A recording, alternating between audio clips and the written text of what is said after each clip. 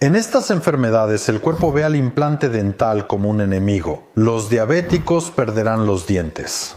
No se pueden hacer implantes en personas con trastornos mentales o tuberculosis debido a contraindicaciones médicas. Los dentistas temen contagiarse de tuberculosis al colocar implantes en estos pacientes. En este video hablaré sobre las contraindicaciones para la implantación. Hoy solo vamos a hablar de las contraindicaciones absolutas, es decir, aquellas enfermedades en las que lamentablemente no se pueden colocar implantes bajo ninguna circunstancia. Suscríbete y dale like, es muy importante para mí. Me esfuerzo por explicarles temas complejos de odontología en un lenguaje sencillo y comprensible. Bueno, vamos allá. Los diabéticos se quedarán sin dientes. ¿Por qué a los pacientes con diagnóstico de diabetes se les contraindica la implantación? Primero, la alteración metabólica enlentece la regeneración tisular. En pocas palabras, el proceso de cicatrización tarda mucho más que en pacientes sin ese diagnóstico. Es decir, el proceso de rehabilitación dura entre mes y medio y 2 meses más. Hay una alta probabilidad de infección por la debilidad del sistema inmunológico y un mayor riesgo de complicaciones que pueden presentarse. Pero aquí hay que entender qué tipo de diabetes es y qué tan controlada la tiene el paciente. Si la diabetes es, por ejemplo, de tipo 1, entonces, lamentablemente, la implantación probablemente estará completamente contraindicada. Pero hay situaciones en las que los pacientes controlan su nivel de azúcar en el cuerpo y siguen todas las recomendaciones. Y en esas situaciones podemos asumir ciertos riesgos relativos, en el sentido de colocar un implante con cierta precaución, por supuesto con el permiso, digamos, del médico tratante, y observar cómo reacciona el organismo en cuanto a la regeneración del tejido alrededor del implante. Por supuesto, a los pacientes que tienen un diagnóstico de diabetes y a quienes les colocamos un implante, debemos asegurarnos de su estado general de salud, para asegurarnos de que no haya procesos infecciosos agudos, porque todo esto, en forma de procesos infecciosos generales, puede aumentar los riesgos de integración del implante, y el implante simplemente puede ser rechazado y no integrarse. Otra pregunta que tuve en los comentarios del video anterior fue si realmente está contraindicada la implantación para pacientes con diagnósticos de artrosis y artritis. No siempre los diagnósticos de artrosis o artritis son una contraindicación. Sí, la mayoría de las veces. Por supuesto es una contraindicación. Porque, por lo general, los reumatólogos les recetan a estos pacientes algunos bifosfonatos que, al estar en el organismo, y en una situación así cuando están llevando un tratamiento con el uso de algunos bifosfonatos, si se coloca un implante, podemos tener casi con certeza una complicación: necrosis de la cresta alveolar. Esto puede ocurrir en la mandíbula superior o inferior, según dónde se haya colocado el implante. Pero aquí todo depende del estado y la etapa. Si no usas bifosfonatos y apenas te está viendo el reumatólogo, puedes obtener su autorización.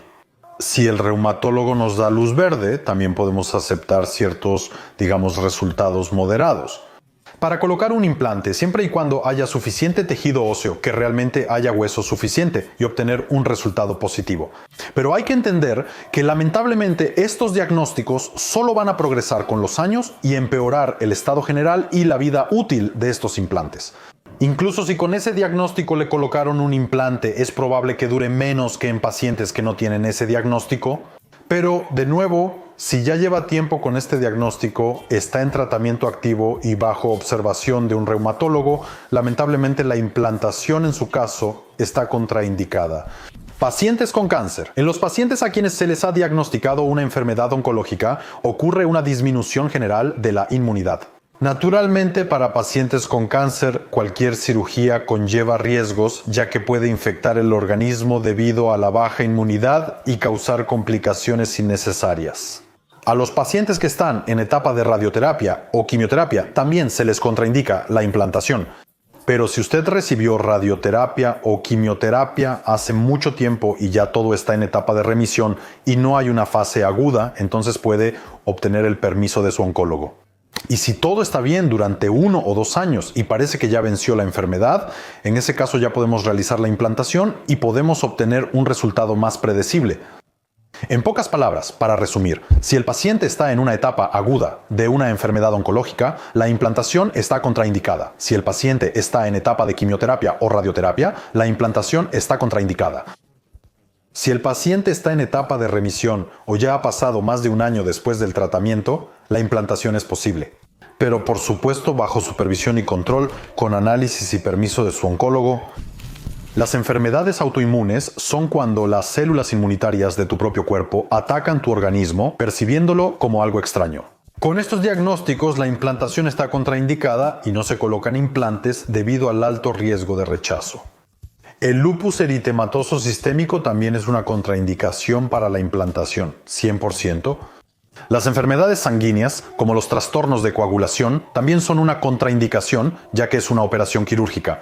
Y si con estos diagnósticos realizamos o llevamos a cabo rehabilitaciones importantes como la colocación de implantes, podemos enfrentarnos a una complicación como simplemente no poder detener el sangrado, porque la sangre no coagula y habrá grandes pérdidas de sangre durante la operación.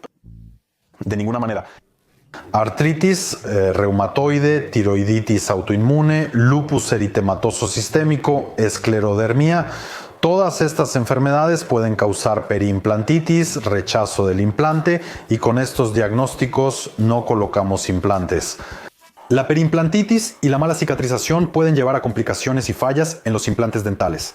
Además de esto, existen otras enfermedades como la tuberculosis. Si el paciente tiene este diagnóstico, no colocamos el implante por las mismas razones, ya que el organismo simplemente puede no aceptarlo y tendremos un rechazo del propio implante.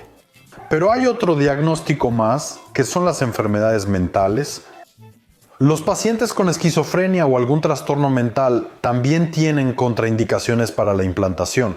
Esto se debe a que puede haber un comportamiento inadecuado en el sillón durante la consulta, lo cual es solo parte del problema.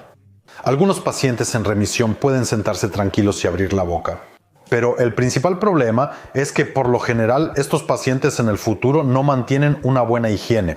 Es decir, les resulta difícil limpiar correctamente los implantes, las coronas sobre esos implantes y, como consecuencia, a largo plazo tendremos periimplantitis y la extracción de esos mismos implantes.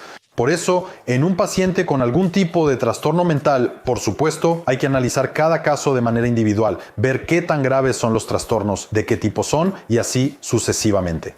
Pero en general esto es una contraindicación porque a largo plazo una higiene inadecuada y un mal cuidado del implante 100% llevará a que pierdas el implante. Los pacientes que creen que el implante no es un diente y no necesita limpieza están equivocados, simplemente perderán los implantes también. Por supuesto, estas no son todas las contraindicaciones absolutas para la implantación, pero sí las más comunes, las más frecuentes. Pero si les interesa conocer las demás contraindicaciones, hagamos que este video llegue a 50,000 vistas y yo se las cuento. Les pido que no se automediquen, que no se autodiagnostiquen y que no digan que definitivamente tienen contraindicada la implantación. Si realmente les interesa el estado de su salud y saber si en su caso clínico es posible la implantación, les recomiendo que vengan a nuestra clínica, agenden una consulta y les explicaremos detalladamente qué se puede hacer en su caso y qué definitivamente no se debe hacer.